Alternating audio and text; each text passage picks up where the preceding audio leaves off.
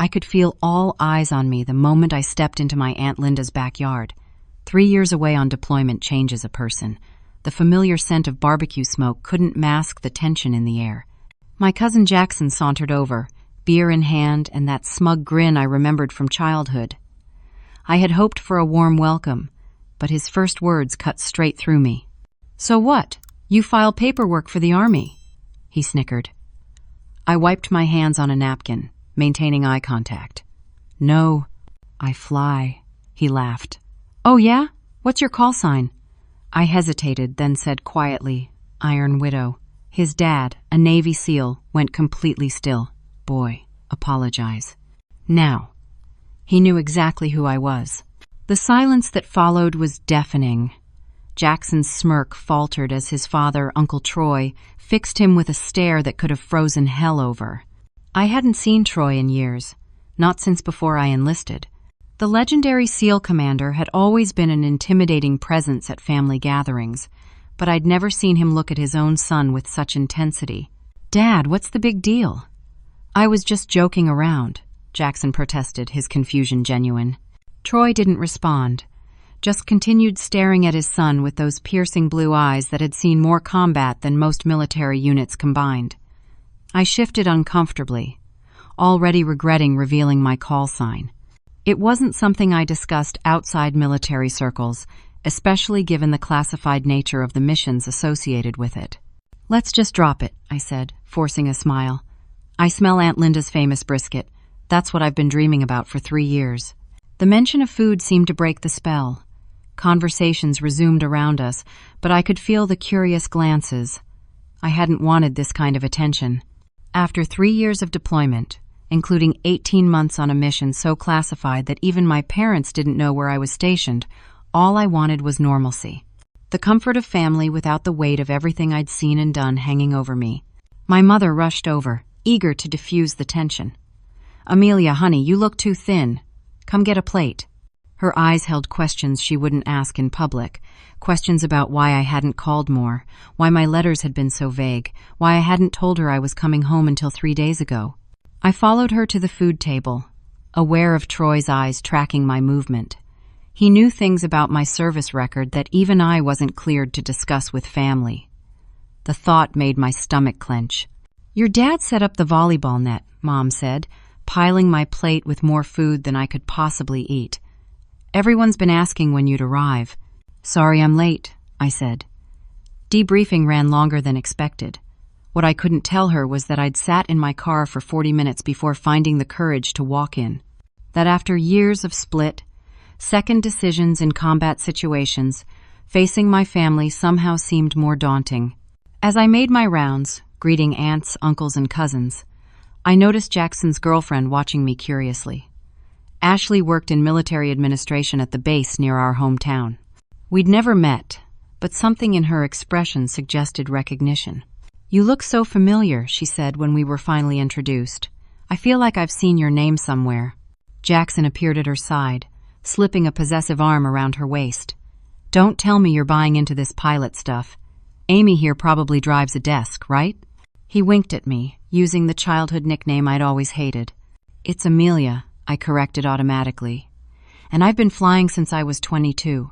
"Women pilots," he scoffed. "Dad says they're lowering standards everywhere these days." From the corner of my eye, I saw Troy approaching, his expression thunderous. Before he reached us, my father intercepted, drawing me away toward the dessert table. "Don't mind Jackson," Dad said quietly. "Some men feel threatened by strong women." Coming from my father, this was unexpected. He'd been against my joining the Air Force from the beginning, had argued that I was throwing away my Stanford engineering degree. We'd barely spoken during my first deployment. "When did you become so understanding?" I asked. Dad's weathered face softened. "Your mother showed me some articles about what female pilots face, the statistics." He cleared his throat. "I'm trying, Amelia." The afternoon progressed with forced pleasantries and carefully avoided topics. I deflected questions about my service with practiced ease. No, I couldn't talk about where I'd been. Yes, I was stateside for at least 6 months. No, I wasn't planning to leave the Air Force anytime soon. As the sun began to dip, casting long shadows across the lawn, Ashley approached me again while I was helping Aunt Linda arrange cookie platters. "I remember now," she whispered, her eyes wide. "I processed some papers last month. There's a ceremony being planned for Operation." "Ashley!" Troy's voice cut through the kitchen like a whip crack.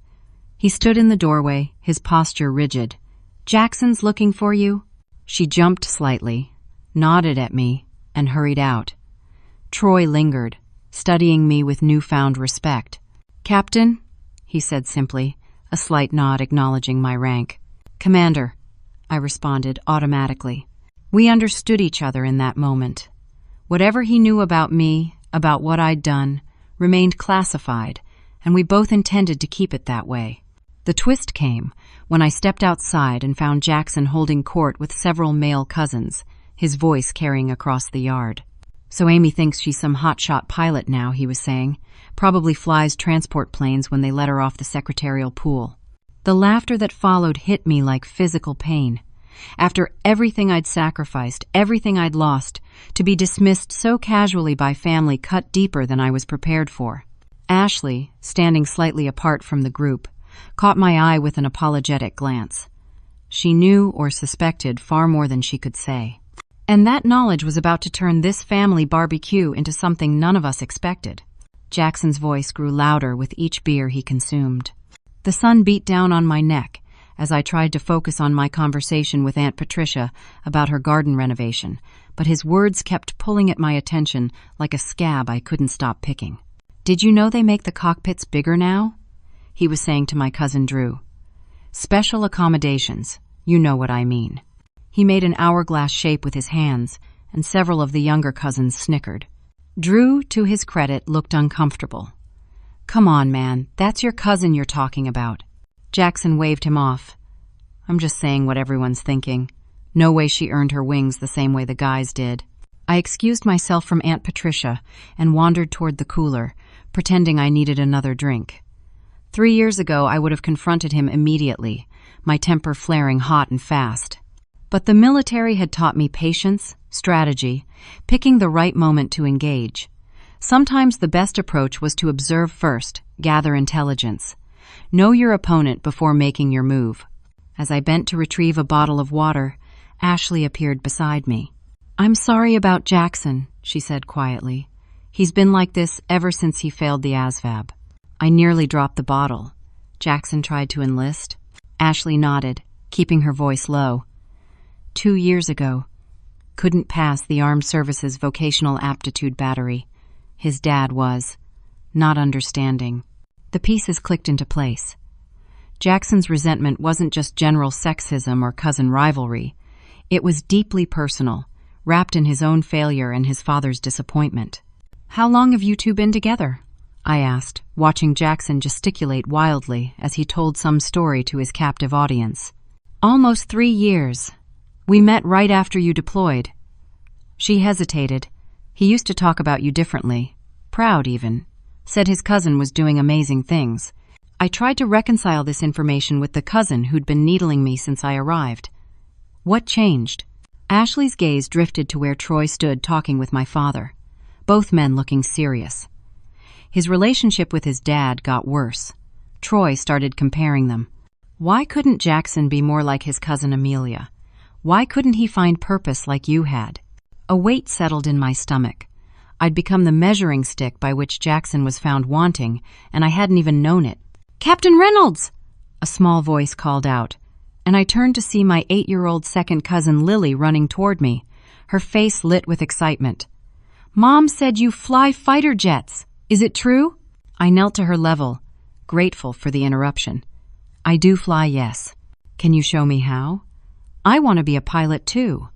Her enthusiasm was contagious, and I found myself smiling genuinely for the first time that day.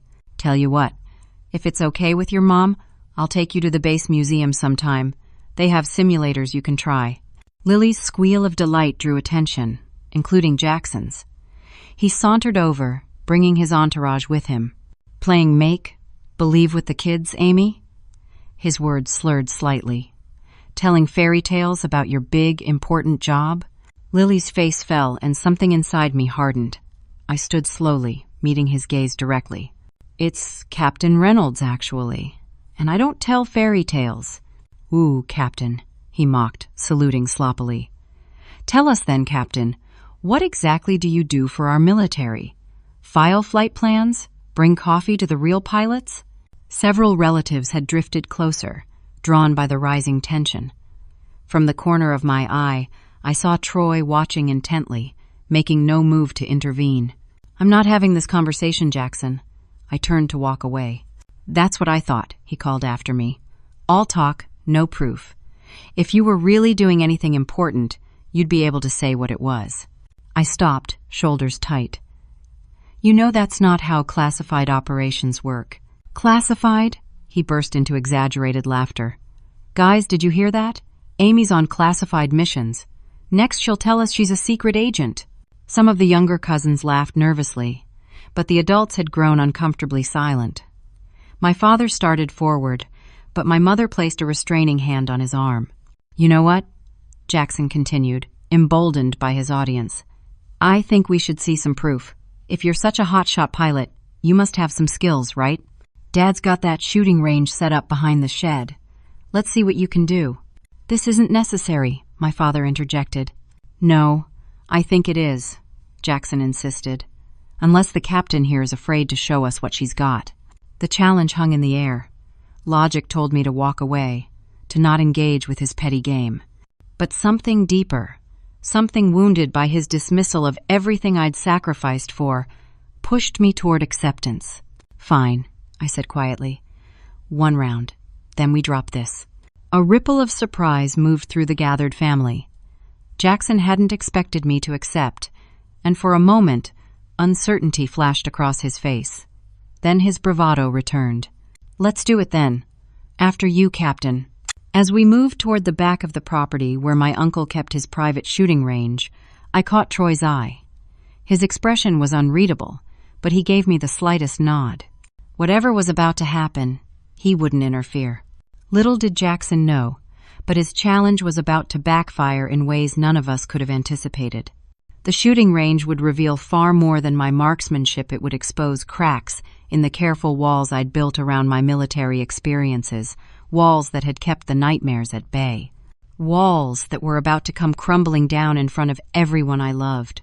The makeshift shooting range behind Uncle Troy's shed was nothing fancy, just paper targets pinned to straw bales, with a wooden table for staging. Nothing like the advanced facilities I'd trained in, but it would serve the purpose. A small crowd of relatives had followed us, drawn by the promise of drama. Ladies first, Jackson smirked, gesturing to the table where Troy's collection of firearms was laid out. I approached slowly, assessing the options. There was a hunting rifle, a couple of handguns, and surprisingly, a Beretta M9, the standard issue sidearm I'd carried for years. That one? Jackson pointed to the Beretta. Military standard, right? Should be familiar. I picked it up, checking the safety automatically. The weight of it in my hand transported me instantly to places I didn't want to go, particularly not here, not now. The metal felt cool against my palm, familiar in a way that made my heart rate quicken. You do know how to check if it's loaded, right? Jackson's voice dripped with condescension. I didn't respond, just methodically checked the chamber and magazine. Years of training had made these movements instinctual. I was barely aware of my hands moving. 20 yards, 3 shots each, Troy stated, speaking for the first time since we'd arrived at the range. His voice held authority that no one, not even Jackson, would challenge. Best grouping wins. Jackson went first, making a show of his stance, squaring his shoulders dramatically. His first shot hit the outer ring of the target. His second missed entirely. By his third, he'd overcorrected, hitting the middle ring but far from center. Wind's tricky today, he said defensively as he stepped back. I stepped up to the line, aware of all eyes on me. The pressure was familiar, the weight of expectations, the need to perform. I'd faced far worse under actual fire. This should have been simple. I raised the Beretta, sighting down the barrel, and the world around me faded away. My breathing slowed automatically, my stance adjusting without conscious thought. I squeezed the trigger on the exhale, just as I'd been trained. The first shot pierced the center of the target. I was lining up my second shot when it happened. A flashback so vivid and unexpected that for a moment, I wasn't in my uncle's backyard anymore. I was back in the cockpit, alarms blaring, Sarah's voice crackling through the comms system. "Mayday, mayday, I'm hit. Systems failing." The explosion had been so bright it left spots in my vision. One moment, Sarah's F-16 had been flanking mine. The next, it was a fireball against the desert sky. "Amelia? You okay?" A hand on my shoulder jolted me back to the present. Troy stood beside me, his expression concerned but knowing. The silence around me registered slowly. I'd frozen mid-stance, the Beretta still raised but unfired. How long had I been standing there, lost in the memory? "I'm fine," I managed, aware that my voice sounded anything but. Troy stepped back, giving me space, but his eyes held understanding that made my throat tight. He knew. Somehow, he recognized the signs of what I was experiencing. I forced myself to focus, to push through the way I'd learned in therapy sessions I never admitted to attending. 2 more shots, clean and precise, forming a tight grouping in the center of the target. Muscle memory took over where conscious thought failed.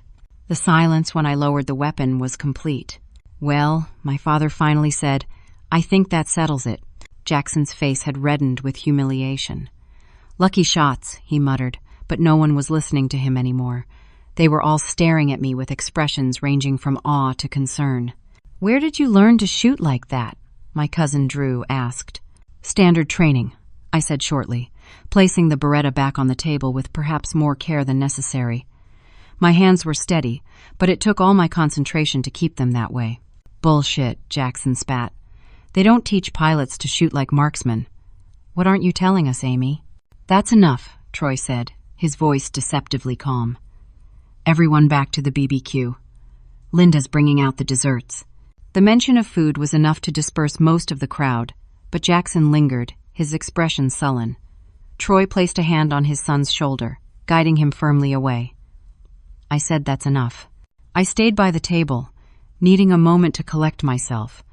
The flashback had left me shaken in a way I couldn't afford to show. The doctors had warned me about PTSD triggers. I'd been careful, so careful, to keep it contained, to not let it affect my flight status. One report of psychological issues could ground me permanently. "You handled that well," Troy had returned, moving so quietly I hadn't heard him approach. "Did I?" My laugh sounded hollow. I froze. For 3 seconds. No one noticed except me. He leaned against the table, his posture relaxed but his eyes sharp. "How long have you been having flashbacks?" I tensed. "I don't know what you're talking about. I've had them for 20 years, he continued as if I hadn't spoken. "Started after an op in Somalia. Still get them sometimes. Loud noises, certain smells. The brain catalogs trauma in strange ways." His candor caught me off guard. Troy had always been the family legend, the unshakable seal who could handle anything. The idea that he struggled with the same demons I did was both comforting and terrifying. "Does it ever go away?" I asked before I could stop myself. "Not entirely. But it gets manageable." He straightened up. "You have someone to talk to? Professionally, I mean." I nodded reluctantly.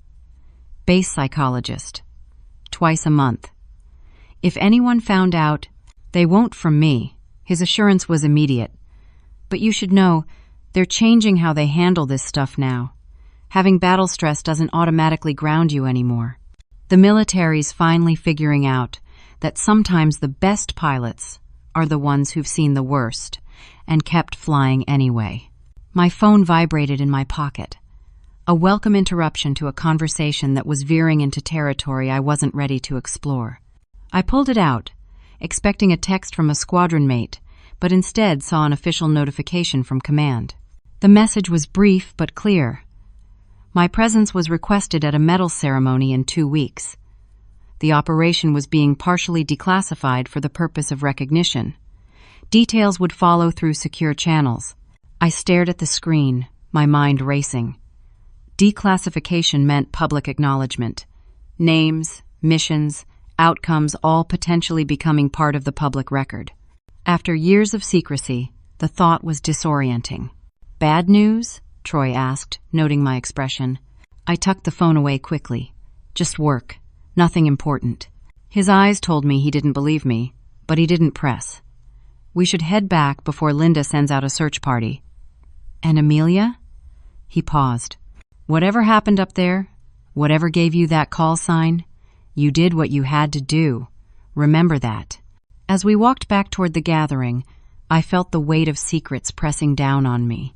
Troy suspected parts of my story, but even he didn't know the full truth about Operation Shadowfall, about what had happened when Sarah's plane went down, about the decisions I'd made in those critical moments that had earned me both the call sign Iron Widow and the nightmares that came with it.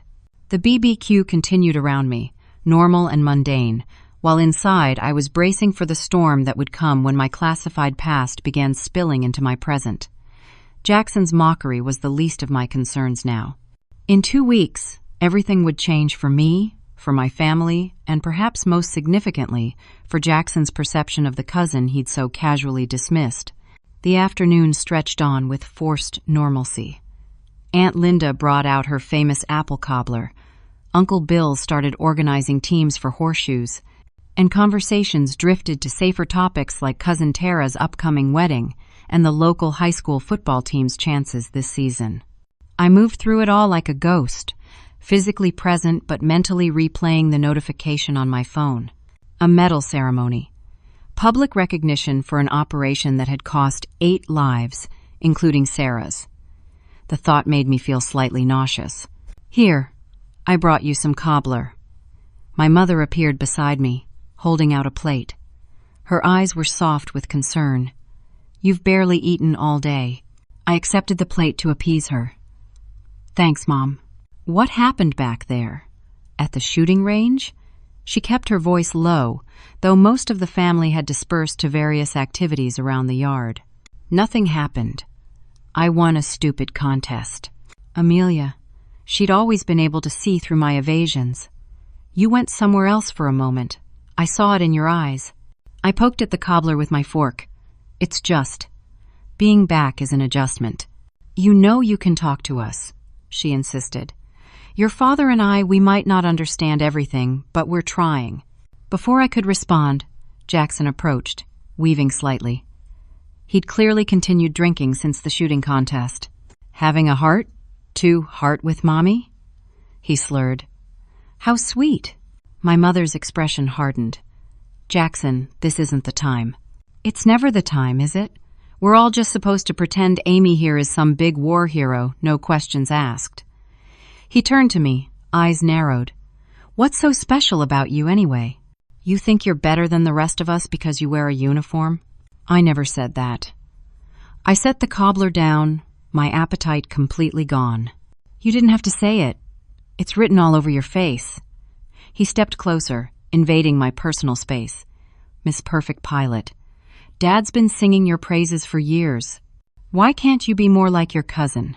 She's serving her country while you're wasting your potential." His impression of Troy was eerily accurate.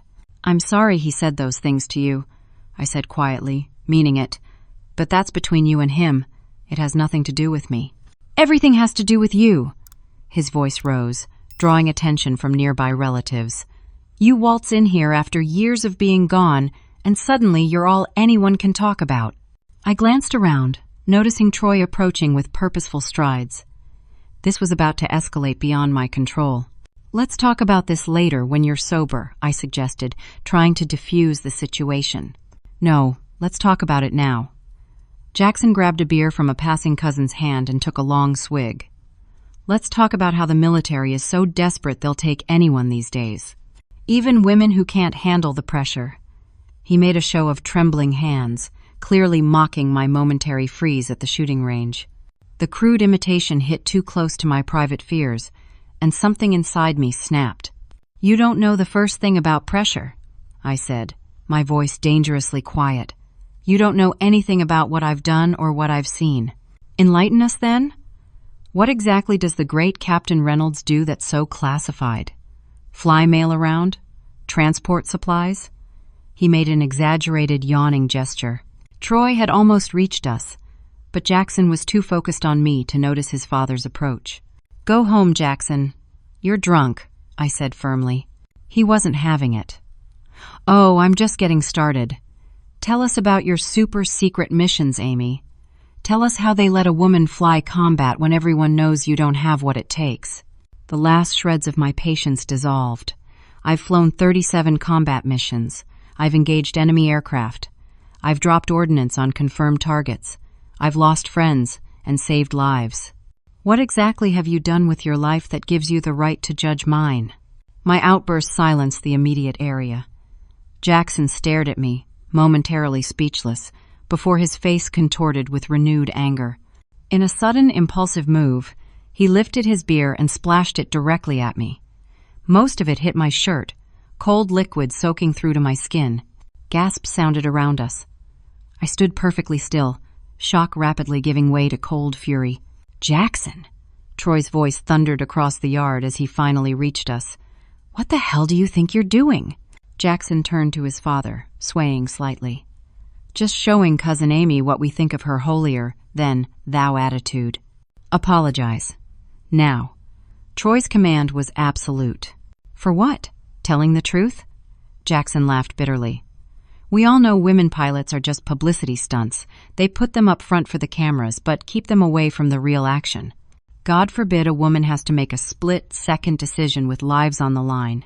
His words hit me like physical blows. Sarah's face flashed before my eyes, her confident grin during our last briefing, her voice calm even as alarms blared through her failing aircraft, her last words to me before communications cut out.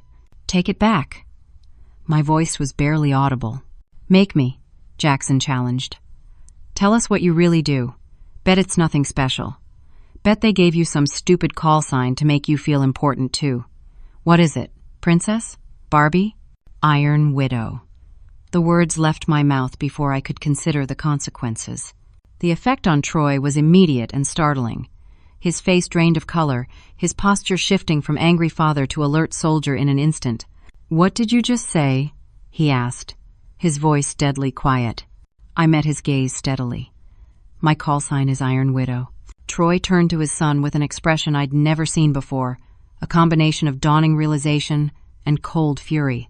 "Boy," he said with deadly calm, "apologize to your cousin. Now." Jackson, oblivious to the transformation in his father, scoffed. "For what? Some made-up call sign? That's not a made-up anything."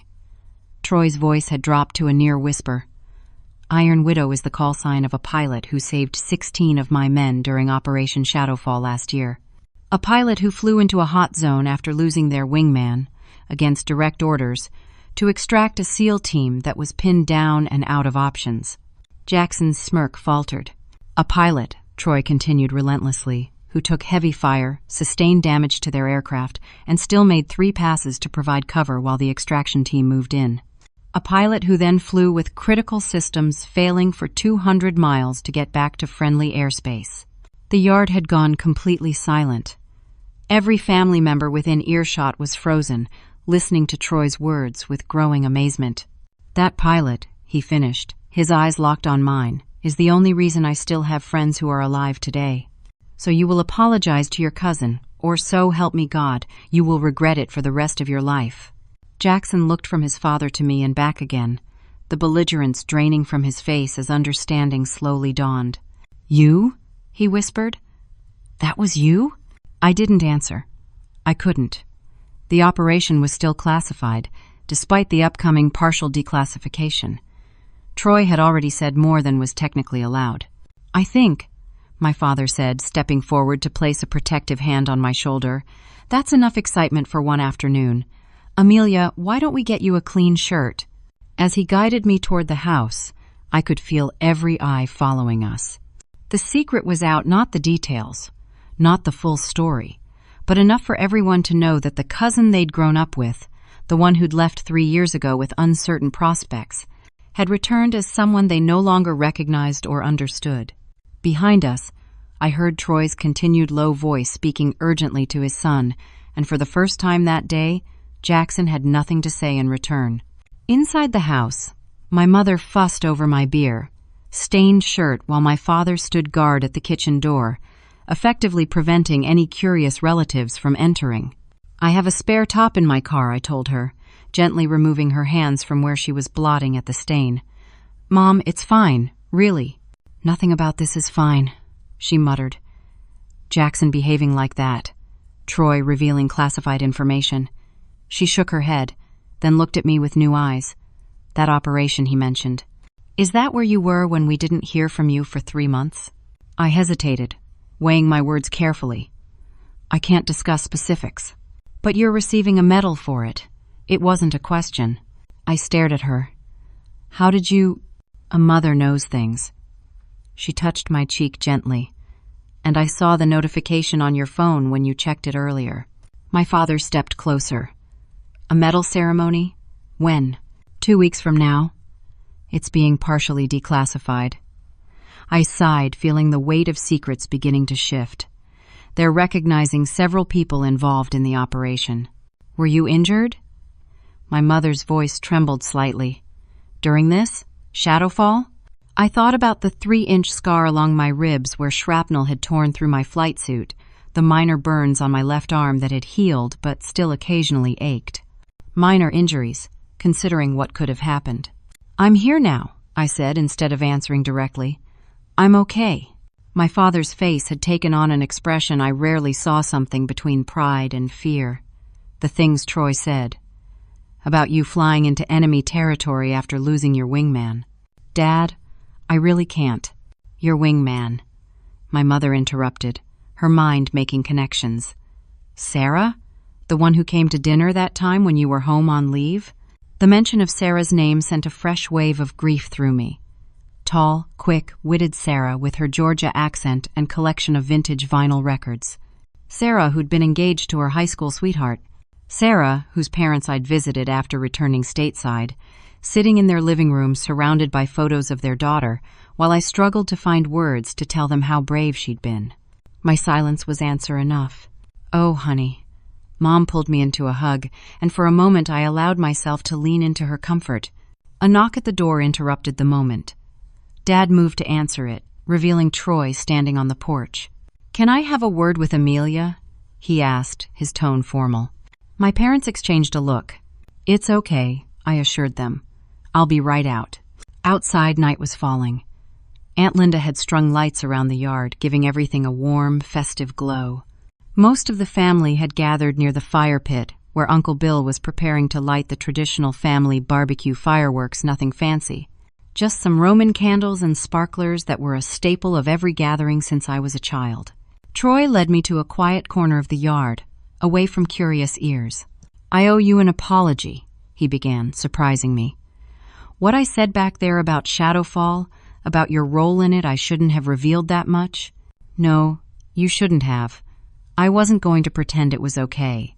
That operation is still classified." "I know." He ran a hand through his short, cropped hair. "But watching my son disrespect you, knowing what I know," he shook his head. "Some things are more important than protocols." "Like family? Like truth?" He fixed me with his intense gaze. "I was briefed about Shadowfall after we got back. They didn't tell us the pilot's name, just the call sign. But I've been connecting the dots since you arrived. The timing of your deployment, your reaction at the shooting range, your call sign, it all fits."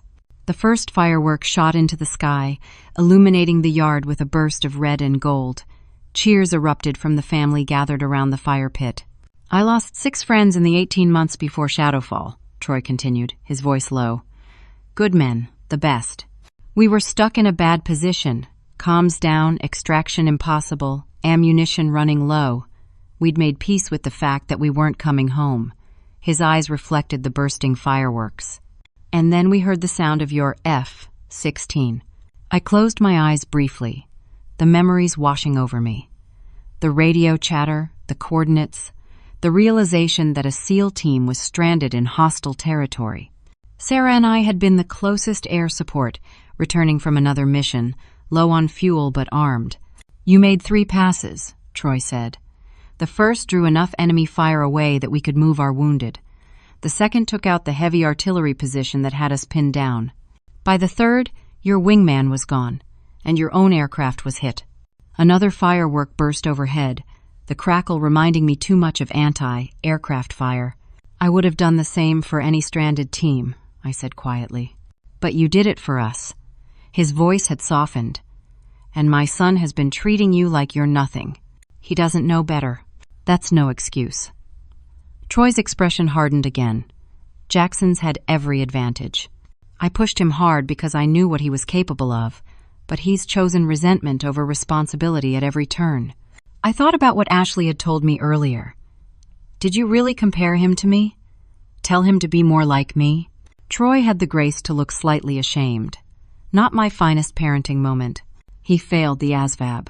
He failed to study for the ASVAB, Troy corrected. Jackson's smart enough. He just refuses to apply himself to anything that doesn't provide instant gratification. More fireworks lit up the sky in quick succession. In their flickering light, I saw a figure moving toward us, Jackson, his posture uncertain but determined. Troy spotted him too, and straightened up. We'll continue this conversation another time. Wait, I said, placing a hand on his arm.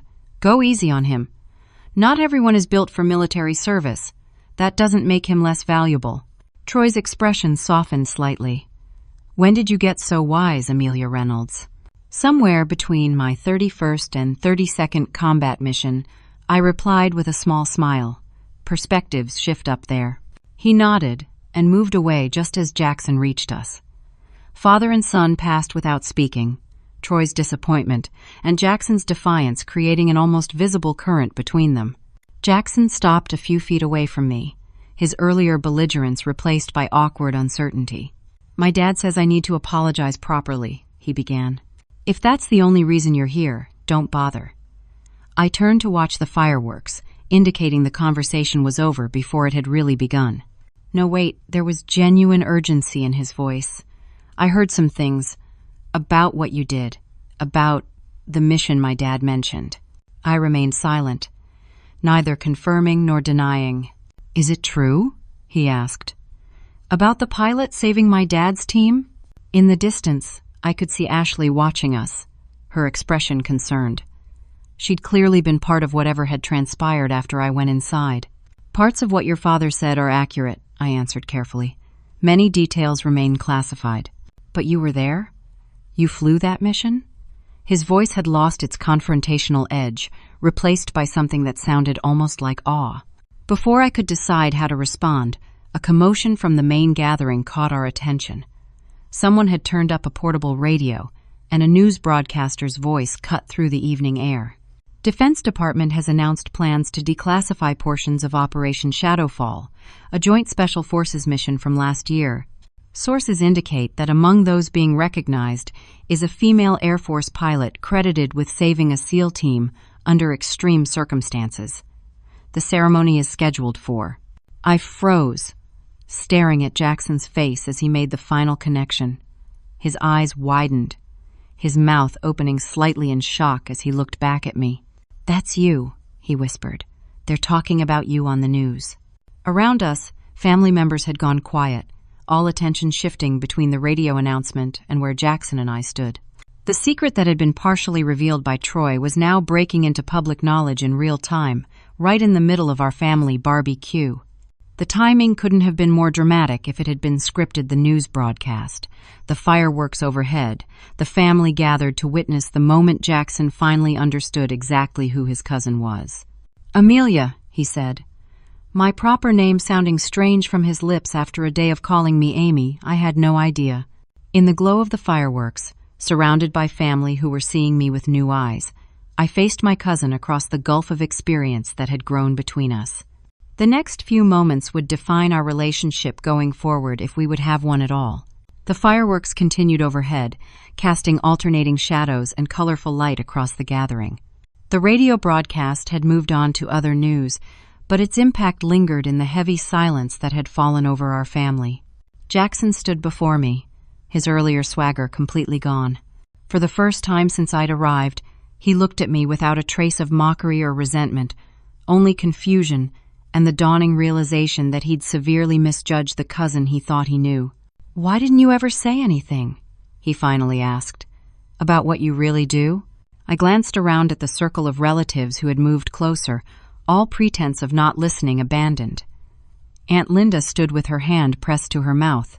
Uncle Bill had an arm around my mother, whose eyes shone with a mixture of pride and worry. My father looked stunned, as if seeing me for the first time. "Most of my work is classified," I said simply. "It's not something I can discuss." "But a medal?" my mother interjected. "They don't give those out for routine missions."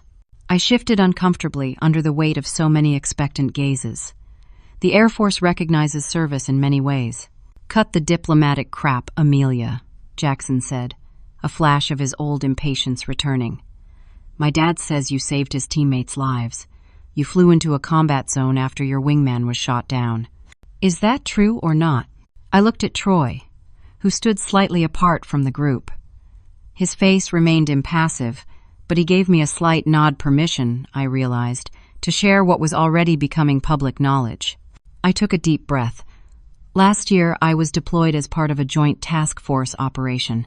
The details remain classified, but yes, I was involved in providing air support for a special forces extraction under difficult circumstances. "And Sarah?" my mother asked softly. "Your friend?" Pain lanced through me at the mention of her name in this context. Sarah Whitley was my wingman. We were assigned to the same squadron for 3 years. I swallowed hard. Her aircraft was hit by enemy fire during the operation. She didn't make it. A collective murmur of sympathy moved through the gathering. Jackson's face had gone pale. "That's why they call you Iron Widow," he said, the pieces finally connecting. "Because you lost your wingman but kept going." "The call sign was assigned after I returned to base," I confirmed, carefully steering around the more classified aspects of the story. "It's not something I chose." "And your plane was damaged too?" "This came from my father," his voice strained. I hesitated, then nodded. "I took some fire. The aircraft sustained damage but remained operational enough to complete the mission." "Operational enough," Troy interjected with a humorless laugh. "From what I heard in the briefing, you flew 200 miles with a compromised hydraulic system and partial engine failure. They weren't sure you'd make it back to friendly airspace." My parents exchanged alarmed glances. I shot Troy an annoyed look. Some details were better left unshared with family who already worried too much. "The F-16 is designed to withstand damage and keep flying," I explained, trying to downplay the danger. "That's why we train so extensively for emergency procedures." "But why?" Jackson's question cut through the technical explanation. "Why would you risk your life like that? After seeing your wingman get shot down, why not retreat? Call for backup?" It was the question at the heart of everything, the one the Military Review Board had asked, the one I'd asked myself during countless sleepless nights. Why had I continued the mission after Sarah was hit? Protocol would have justified withdrawal, calling for additional air support while I returned to base. "There wasn't time," I said quietly. The team on the ground was in immediate danger. Waiting for additional air support would have meant. I trailed off, unwilling to finish the thought. "Would have meant we all died," Troy completed bluntly. "Every last one of us. The enemy forces were closing in, we had wounded men, and our extraction point was compromised." Amelia made a judgment call that saved 16 lives at significant risk to her own. Ashley stepped forward, her expression serious. "That's why I recognized your name. I process military commendations as part of my job. Your case file came across my desk last month when they began preparing for the ceremony." "Wait." Jackson turned to his girlfriend in betrayal. "You knew about this and didn't tell me?" "I couldn't be sure it was the same Amelia Reynolds," she defended. "And even if I was, that information is confidential. I could lose my job for discussing it outside official channels." "So what happens now?" my mother asked, bringing the focus back to me. "This ceremony in 2 weeks, what should we expect?" I ran a hand through my hair, still uncomfortable being the center of attention. "It's pretty straightforward. Various service members involved in the operation will receive commendations. Some aspects of the mission are being declassified for the purpose of the ceremony, but much will remain classified." "We'll be there," my father stated firmly. It wasn't a question. "Of course we will," my mother agreed. "All of us." I looked around at my assembled family, their faces a mixture of pride, concern, and lingering shock. The weight of their expectations felt suddenly oppressive. For years, I'd kept my military life separate from my family life, compartmentalizing to protect them from worrying and to protect myself from having to relive difficult memories.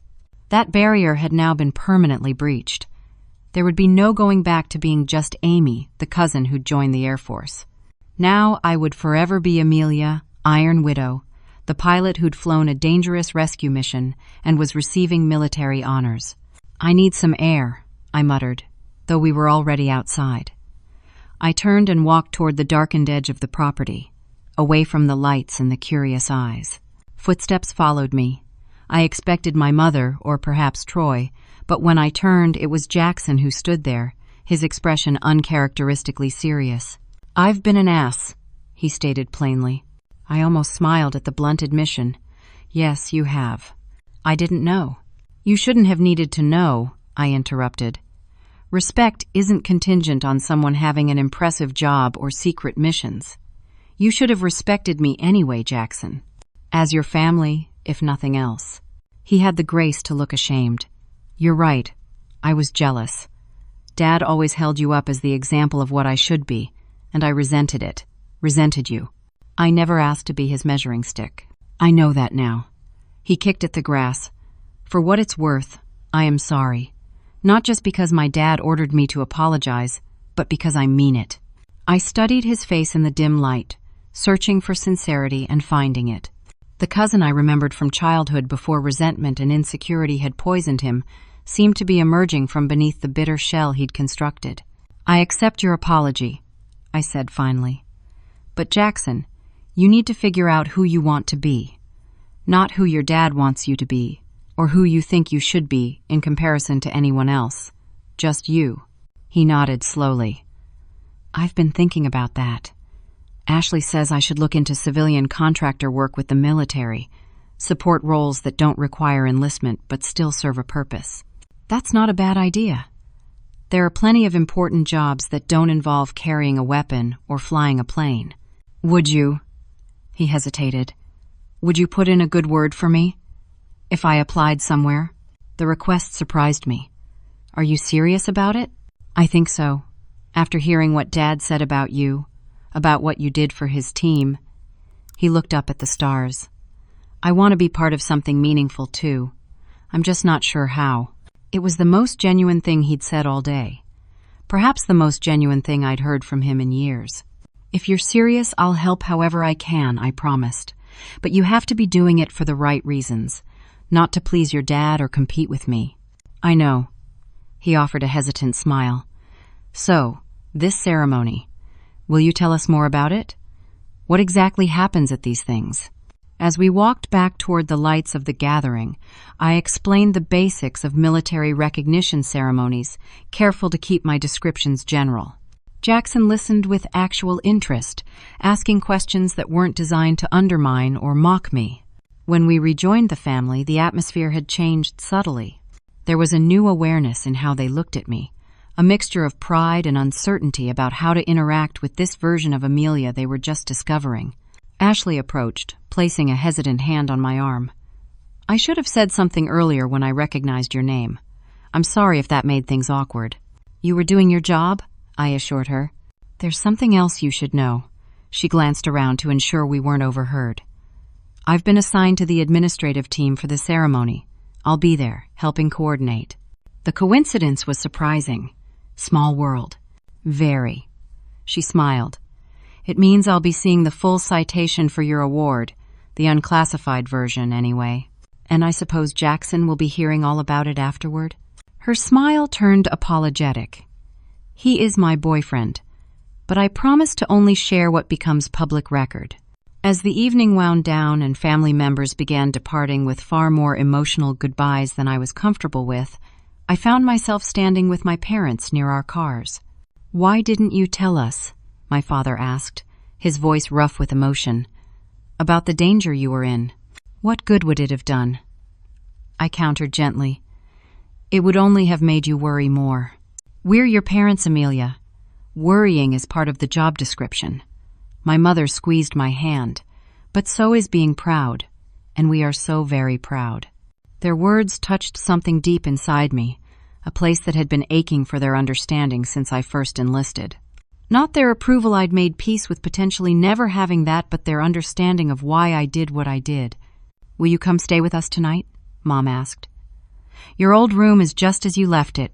The offer was tempting, but I needed space to process everything that had happened today. "I've got a hotel room booked near the base. Rain check?" They nodded, though I could see the disappointment they tried to hide. "But I'd like you both to come to the ceremony," I added. "It would mean a lot to have you there." Their faces brightened, and for a moment, I glimpsed the family we might become, one where my military service wasn't a source of tension, but a reality we could all accept, even celebrate. As I drove away from my aunt's house, the events of the day replayed in my mind. What had started as a routine family BBQ had transformed into something far more significant, a bridge between my military life and my family life that I hadn't planned on building but now couldn't imagine being without. 2 weeks from now, at the medal ceremony, that bridge would be completed. My family would witness firsthand the recognition of a mission that had changed me forever, both as a pilot and as a person. They would finally understand what being Iron Widow truly meant, not just a call sign, but an identity forged in the crucible of combat, loss, and the determination to complete the mission, no matter the cost. Jackson would be there too, seeing for the first time the cousin he had dismissed for so long being honored by the military his father revered. Whether that would heal the rift between them remained to be seen, but at least now there was a possibility where before there had been none. As for me, I was taking the first tentative steps toward integration, allowing the two halves of my life to finally acknowledge each other's existence. It was terrifying and liberating all at once, like flying through turbulence toward clearer skies. The road ahead stretched dark before me, but for the first time in 3 years, I felt I was truly heading home. The 2 weeks between the barbecue and the medal ceremony passed in a blur of preparations and debriefings. Each day brought more details about what aspects of Operation Shadowfall would be declassified and what would remain secret. I attended meetings with military public affairs officers, rehearsed the formal procedures for the ceremony, and tried to prepare myself mentally for having my family witness this part of my life. The morning of the ceremony dawned clear and bright. I stood in my hotel room, methodically preparing my dress uniform, checking each medal and ribbon to ensure perfect placement. My fingers lingered on the empty space where the Distinguished Flying Cross would soon be pinned. The weight of what it represented, both the actions that had earned it and the public acknowledgement of those actions, felt heavier than the medal itself could possibly be. A knock at my door interrupted my thoughts. I opened it to find my parents standing there, both dressed in their Sunday best. "We thought we'd drive over together," my father explained. His eyes were suspiciously bright as he took in my formal uniform.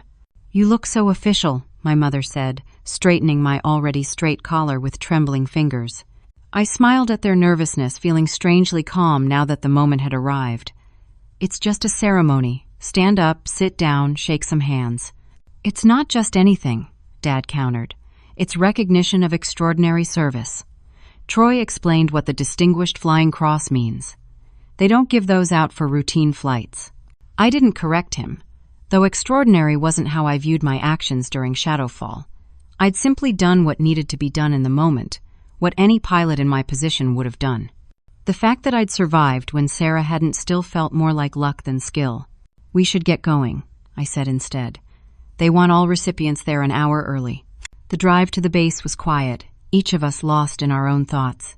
As we approached the gate, I could see my parents taking in the security measures, the formal atmosphere, this world that had been mine for years but remained foreign to them. "Your family can proceed to the auditorium," the airman at the check in point told me after examining our IDs. "Captain Reynolds, you're expected in the staging area." I turned to my parents. "I'll see you after the ceremony. They've reserved seats for you in the front section." Mom hugged me tightly. "We're so proud of you, honey." Dad simply squeezed my shoulder, words apparently beyond him at the moment. In the staging area, other service members were gathering Air Force personnel like myself, Army Special Forces operators, and most notably a group of Navy SEALs standing slightly apart, their bearing unmistakable even in dress uniforms. Troy spotted me immediately and broke away from his team to approach. "Captain Reynolds," he greeted formally, though his eyes were warm. "Commander Lewis?" I returned with equal formality. "Your family here?" I nodded. "Parents are seated already. Is Jackson coming?" A shadow crossed Troy's face. He said he would, with Ashley.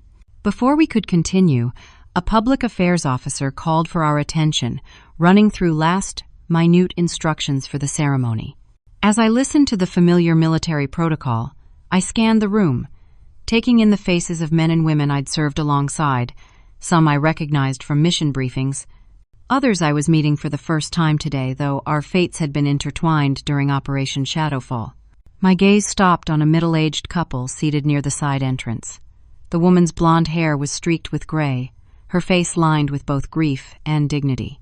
Beside her, a tall man with a military bearing sat straight-backed and solemn. My heart contracted painfully. Sarah's parents. I hadn't known they would be here. Troy followed my gaze. "The Whitleys?" I nodded, unable to speak for a moment. They requested to attend when they heard about the ceremony. Sarah is receiving the Air Force Cross posthumously. The information hit me like a physical blow. The Air Force Cross, one of the highest honors possible, second only to the Medal of Honor. Sarah deserved it without question, but the fact that she wasn't here to receive it herself made the recognition bittersweet at best. "I should speak with them," I said. Troy placed a restraining hand on my arm. "After the ceremony. This isn't the time or place for private conversations." He was right, of course. Military protocol took precedence today.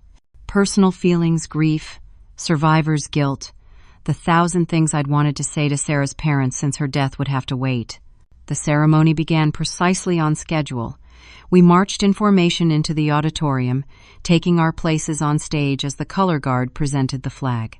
I kept my gaze fixed forward, though I was acutely aware of my parents in the front row, of Sarah's parents a few seats away, and arriving just as the ceremony began, Jackson and Ashley slipping into seats near the back.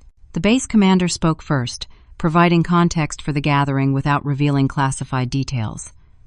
Then came the reading of citations and the presentation of medals. One by one, service members were called forward to be recognized for their roles in Operation Shadowfall. When they called Sarah's name, a hush fell over the auditorium. Captain Sarah Whitley, United States Air Force, is awarded the Air Force Cross posthumously for extraordinary heroism in combat. The citation detailed her actions, how she had drawn enemy fire away from the extraction point, how she had continued providing cover even after her aircraft was hit, how her last act had been to maneuver her failing F-16 away from populated areas before ejection became impossible. Sarah's father accepted the medal, his face a mask of grief and pride. Her mother wept silently beside him. Then they called my name. Captain Amelia Reynolds, United States Air Force, is awarded the Distinguished Flying Cross for extraordinary achievement while participating in aerial flight. I moved forward automatically, my training taking over where conscious thought failed me.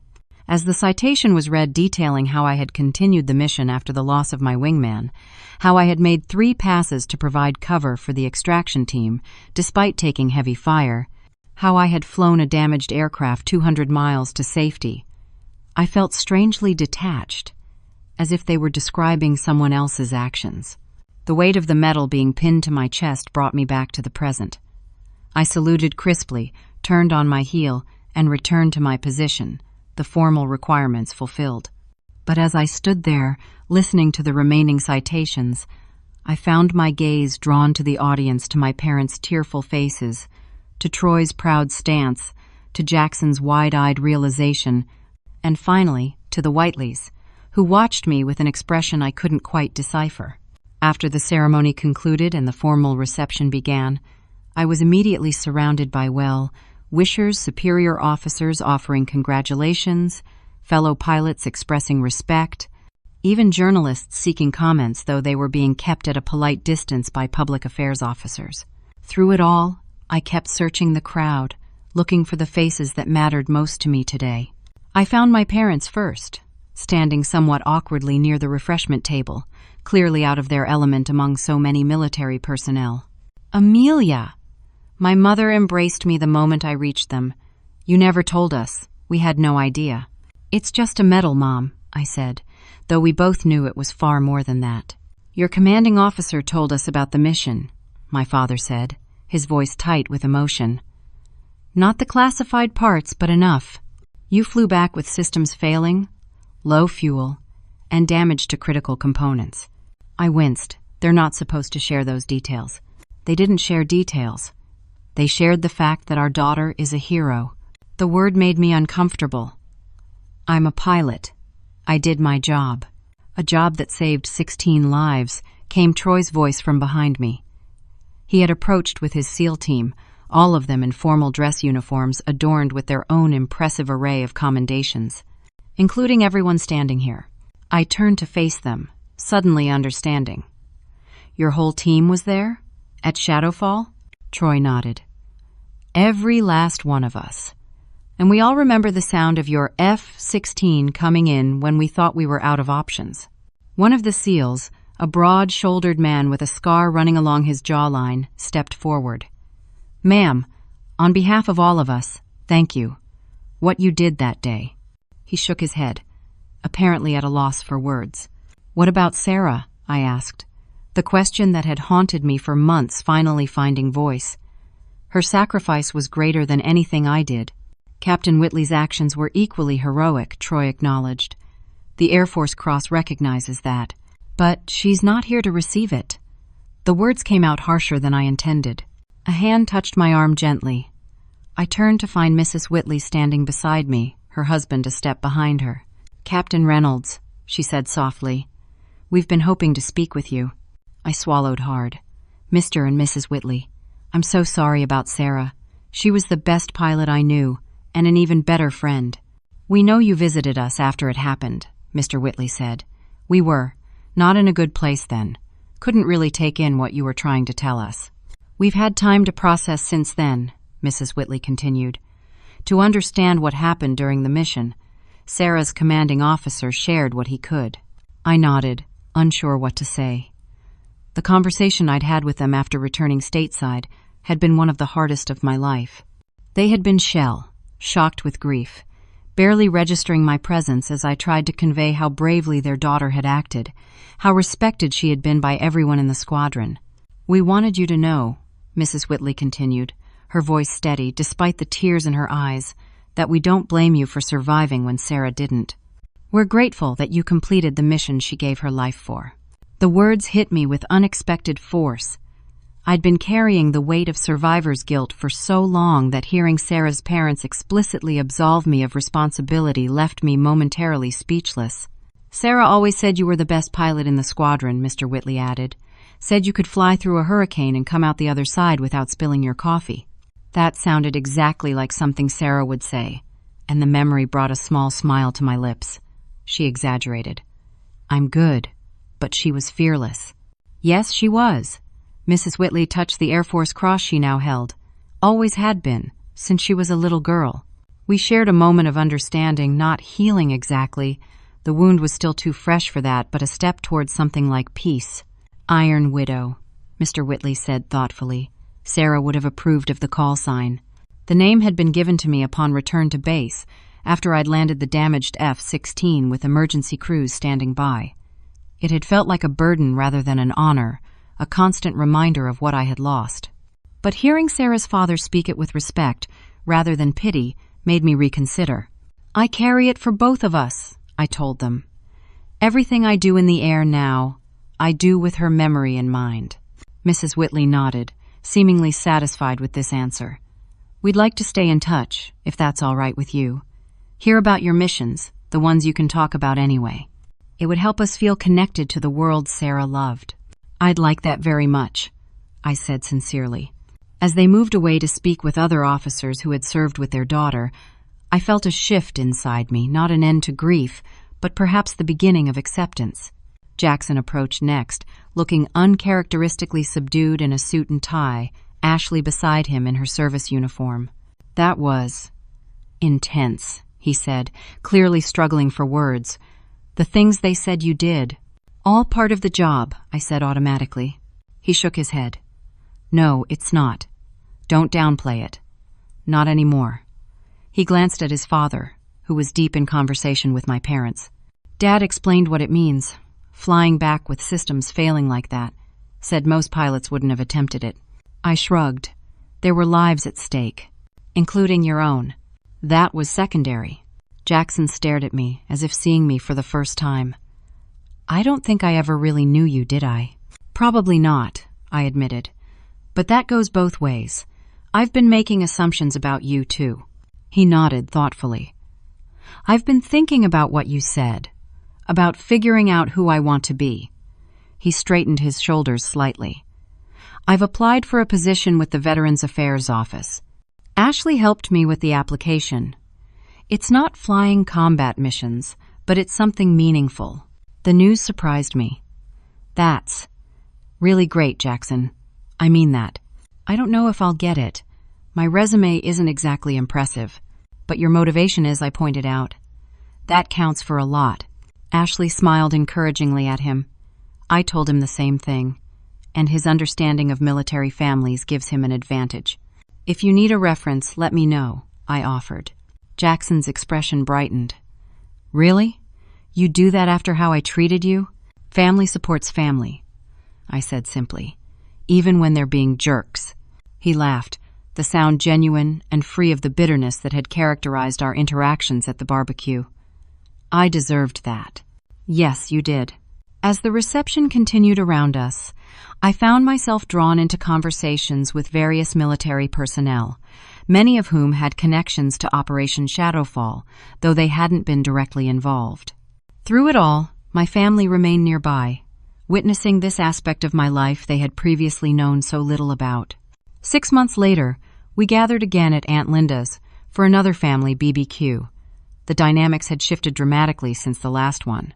Jackson, now working at the VA office helping veterans navigate their benefits, spoke animatedly about a program he was developing for families of deployed service members. My parents, having finally visited the base where I was stationed and met my squadron mates, asked informed questions about my training schedule and upcoming exercises, no longer treating my career as something foreign and frightening. Uncle Troy, watching his son with newfound respect, caught my eye across the yard and raised his glass in a silent toast. I nodded in acknowledgement, understanding what didn't need to be said. We had both found a measure of peace, him with his son's choices, me with the legacy of Operation Shadowfall and the call sign that would always connect me to Sarah's memory. As the afternoon wore on, I found myself sitting beside the fire pit with Lily, my young cousin who had expressed interest in flying. "Did you always know you wanted to be a pilot?" she asked, her eyes wide with admiration. I considered the question seriously. Not always, but I knew I wanted to do something that mattered, something challenging that would push me to be my best self. Is it scary? Flying into dangerous places? Yes, I answered honestly, but the most worthwhile things often are. The key is not letting fear stop you from doing what needs to be done. She nodded solemnly, absorbing this wisdom with the seriousness only an 8-year-old can muster. I'm going to be a pilot like you someday, maybe even fly missions to help people. I believe you will, I told her, and meant it. Later, as the sun began to set, I found myself standing slightly apart from the gathering, watching my family with new eyes. They saw me differently now, not just as Amelia who had joined the Air Force, but as Captain Reynolds, Iron Widow decorated combat pilot. The revelation could have created distance between us, but instead it had somehow brought us closer. Understanding had bridged the gap that secrecy had created.